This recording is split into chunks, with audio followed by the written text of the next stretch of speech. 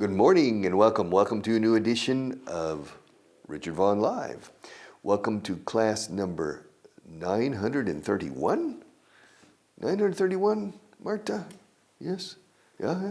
Today's class 931. Wow. Okay. We have 70 classes left, including this one. We have 70 classes left. All right. Expressions page. At the top of page 77, the end is in sight. Or, there's no end in sight. The end is in sight. Sight, vision, my sight. I have good eyesight. My eyesight is good, despite the fact that sometimes I can't read the page number because of the lights and the reflection and the size of the letters. But I have good eyesight. Yes. What are the best sights in Madrid? Las atracciones turísticas en Madrid. The best sights? The Royal Palace, Retiro Park.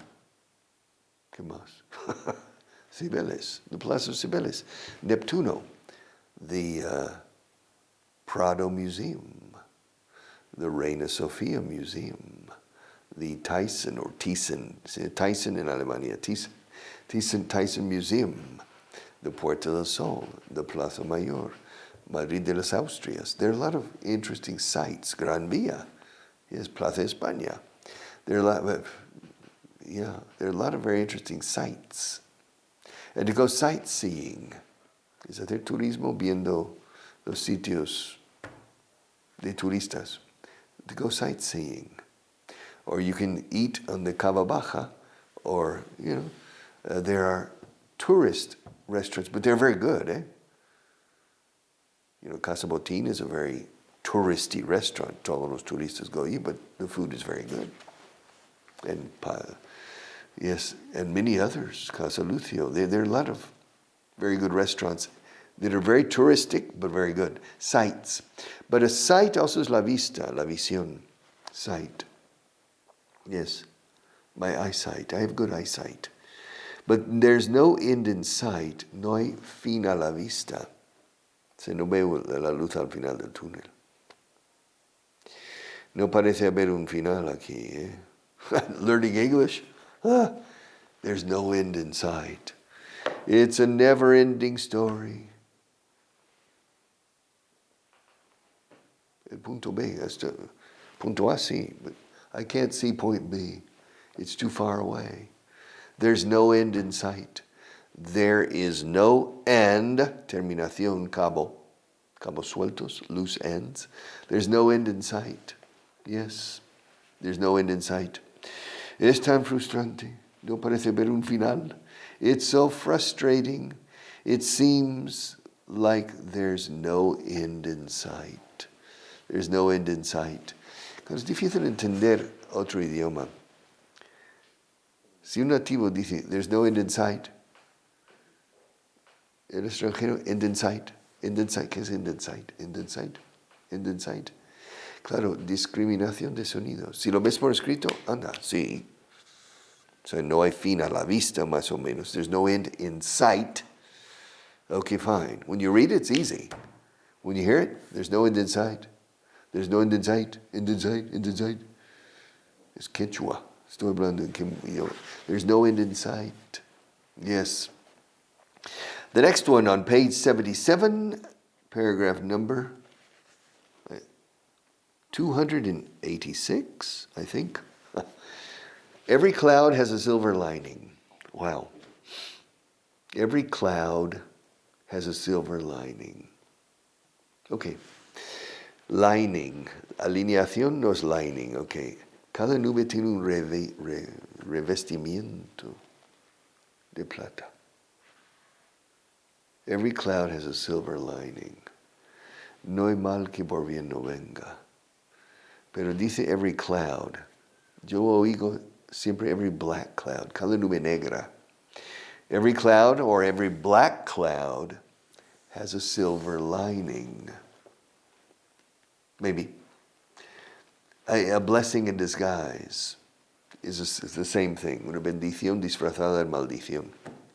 A blessing, una bendición, en disfraz. Okay.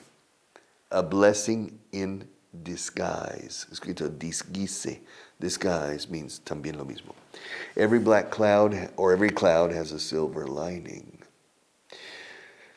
No hay mal que por bien no venga. I've been studying Spanish for more than 50 years, and I still don't understand the grammar of that expression in Spanish. No hay mal que por bien no venga. No tiene sentido gramatical esa frase. But you understand it. I understand it. Yeah, see, it means every cloud has a silver lining. I understand. A blessing in disguise. I understand. But nobody has been able to explain the grammatical logic of that expression in Spanish, that sentence. Write to me explaining the grammatical structure and logic of no hay mal que por bien no venga. It doesn't, okay, I understand the meaning, but I don't understand the structure of the sentence. Every black cloud or every cloud has a silver lining. Every other day, la siguiente, every other day, wow. Every other day.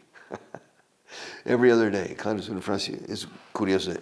Cada otro día, pero son días alternos. Un día sí, otro no. Un mes sí, otro no. Every other month. When I came to Spain, and I heard people say, no, un día sí, otro no. One day yes, one day no. Eso parece salir de las cuevas. You know, how, gran jefe, one day yes, one day no. In English, every other day. Días alternos, alternating days. Every other week, every other month, every other year. I come here every other day, sometimes. Every other day. Y por fin, y por último, excuse me. Excuse me. Excuse me. Voy a decir el siguiente, me gusta. Excuse me means, ay, perdón, excuse me. Camarero, perdón, por favor. Recuerda mi padre, he said, llama al bueno del por favor. Call good old por favor. When my father came to Spain, my parents came to Spain, my father noticed when I wanted the waiter, I said, por favor. He said, por favor. He said, because in the United States, they say, excuse me, perdone, excuse me. So when you call the waiter in a restaurant, excuse me. And if you're impatient, waiter, mesero, camarero. All right, waiter. Excuse me. Excuse me means perdone, pero es que está equivocado. Excuse me. Excuse me, but. Excuse me. Yeah. Sí. Disculpe, ¿me podría indicar el camino a la estación de tren? Excuse me. Excuse me. Many years ago, when I came to Spain and started teaching English, many of the students said, squeeze me. Squeeze me is exprímeme, achúchame. Squeeze me, achúchame, exprímeme. Squeeze me? No. Squeeze me? No. Excuse me. Now to squeeze an orange or a lemon, you have, sí, para hacer zumo, yeah? You squeeze an orange with a squeezer to squeeze. But you don't squeeze me. It doesn't work. All right, excuse. Con mucha X, como siempre en inglés, mucha X. Excuse me. Y por último, I want to include this one porque me gusta. All right. Pardon my French. Excuse my French, pero si más pardon. Perdona mi francés. ¿Qué significa eso? Pardon my French. Disculpa mi lenguaje.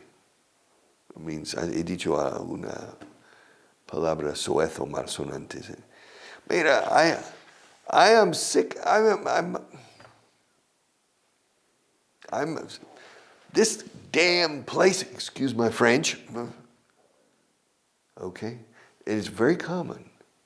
Pardon my French. Excuse my French. Si vas a decir una palabrota en la frase, say, pardon my French. Antes o después de la frase. Yes. Pardon my French. Okay. Pardon my French. Okay, we'll stop there. And we'll go to our gain fluency again. Ganar fluidez, to gain fluency. I love this book. I love these paragraphs. And I'm on page 41, the third paragraph at the top of page 41. It seems everybody is publishing books nowadays. Esto es verdad. It seems everybody is publishing books nowadays. It seems everybody. Puedo decir it seems that everybody. Or it seems like. It seems like everybody. De hecho, se dice más, it seems like. It seems like everybody is publishing books nowadays. It seems everybody.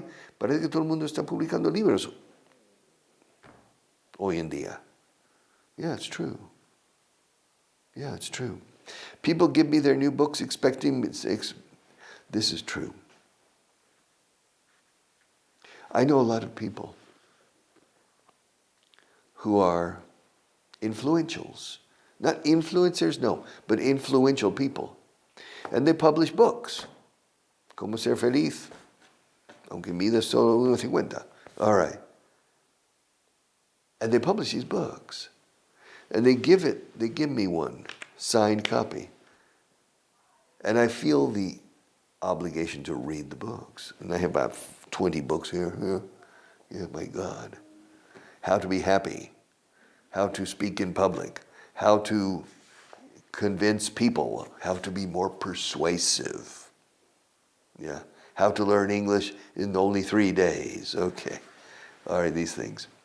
It seems everybody is publishing books nowadays. People give me their new books expecting me to read them. I would need 50 years to read all the books people have given me. Estoy un poco exagerado aquí, exagerándome. Yeah, I'm exaggerating. But I would need 50 years to read all the books people have given me. Yeah. I remember a friend of mine who works in one of the major newspapers in Spain. But he works in de los suplementos dominicales y todos, in that area. Not in the basic newspaper, but in the extra things. That's his responsibility. And when you go into his office, he's normally sitting like this. And there are books. Books everywhere. And I say, Miguel Ángel, my God, there are a lot of books here. Yeah. Se supone que tengo que leerlos. I'm supposed to read them. They give me books. Because this newspaper also tenía editorial también. So it's, como Rubén, remember? All right, it's just books everywhere. I said, he's overwhelmed, abrumado. He's overwhelmed. And I said, well, Miguel, I'm not going to give you my book. No te preocupes. I'm not going to give you my book. No existo. I don't exist. I'm not going to give you my book. It seems everybody is publishing books, publishing books nowadays. Hoy en día, nowadays, yo no digo nowadays, hay una A en medio, pero yo no digo nowadays. Alguna gente sí, yo no. Nowadays. En español también se puede decir hoy día, y no solo hoy en día, ¿sí? Un poco más lo último, hoy en día, pero hoy día. Nowadays. It seems everybody's publishing books nowadays. It seems everybody is publishing books nowadays. People give me their new books and expect me to read them. People give me their new books expecting me, esperando que yo los lea. ¿Con qué tiempo? When? Yeah. I would need 50 years. I would need, condicional, necesitaría. I would need 50 years to read all the books people have given me. You know, I think I probably have about 50 books. 50 years, no, but 50 books, yes, that people have given me. Sobre cine, about movies, about health, about happiness, about leadership, about entrepreneurship, about how to save money, personal finance. They give me these books, signed usually, yes. A mi amigo Richard, some of them I read, especially if I have a commitment. If the person is going to visit my radio program, you have to read the books. But in any case, it seems everybody is publishing books nowadays. People give me their new books expecting me to read them. I would need 50 years to read all the books people have given me. I would need 50 years to read all the books that people, that is something else. I would need 50 years to read all the books people have given me, que la gente me ha dado, o regalado. All right, the next one. Haven't we done this before? Déjà vu. Me parece que hemos hecho esto ya en un pasado. Haven't we done this before? Marta, these lights, camera, room, pencils. Haven't we done this before? You see, I'm starting to lose my memory, and so I don't remember. Esto me suena familiar. These books, yeah. Where am I? Haven't we done this before? Haven't we done this before? Didn't we do the same exercise last year? Don't you remember? Don't you remember the psychologist in that weekend course we took in Segovia? Okay. This is an interesting paragraph because probably it's a conversation between two people who work together in a company. And from time to time they go to Toledo, Segovia or something for a retiro espiritual. Well, not a spiritual retreat, but for some type of seminar, some type of course, some type of get together, to talk about whatever. Team building exercises. Porque dice exercise. Ejercicios de team building. Yes. Y no hemos hecho esto antes. Haven't we done this before? Didn't we do this same exercise last year? Don't you remember? Don't you, Carmen Chu, don't you? Don't you remember? Yeah. Don't you remember the psychologist in that weekend course we took in Segovia? Sí, hicimos un curso de un fin de semana en Segovia el pasado año. Don't you remember? Oh, yeah. In el Parador, yeah. No, it wasn't in the Parador. Or where was it? I don't remember. It was in a hotel in Segovia. Okay, don't you remember? Don't you remember? Dos veces aparece don't you remember. Para machacar un poco la don't you remember, don't you remember, don't you remember. Haven't we done this course? Haven't we done this before? ¿No hemos hecho esto antes? ¿No lo hicimos el año pasado? ¿No hicimos este mismo ejercicio el pasado año? ¿No te acuerdas? ¿No te acuerdas del psicólogo en ese curso de fin de semana que hicimos en Segovia? Ah, yeah. It's the same. I mean, look. It's the same course. Oh, well, let's find a different course in Toledo maybe, or in Chinchon, who knows, somewhere. All right. Haven't we done this before? Pregunta negativa. No hemos hecho esto antes. Haven't we done this? Haven't we done this? Memoriza esa frase. Haven't we done this before? Haven't we done this before? Yeah. Didn't, ahora pasado simple, no presente perfecto. Didn't we do the same exercise last year? Didn't we don't you remember? No. Don't you remember the psychologist in that weekend course in Segovia? In that weekend course we took. To take a course is hacer un curso. We say tomar un curso, to take a course. Don't you remember? Don't you remember that psychologist? Yeah. Don't you remember the psychologist in that weekend course we took in Segovia? Oh, yeah. Now I remember. Yeah, true. Well, let's not repeat the course. Well, why not? It was a good psychologist. And the food in Segovia was incredible. Yeah. Well, let's do the course again. I don't want to repeat the same course. Come on, let's go anyway. All right. Let's go. The next paragraph, 200, 300, and I can't read it, Marta. You know, I think it's 335. 335. All right. I'm not asking you to go there because it's your territory. No. I'm not asking you to go there because it's your territory. I know it's not your territory. But you're a good friend of Sam Carson's. And I need you to convince him to join our organization. Okay, listen.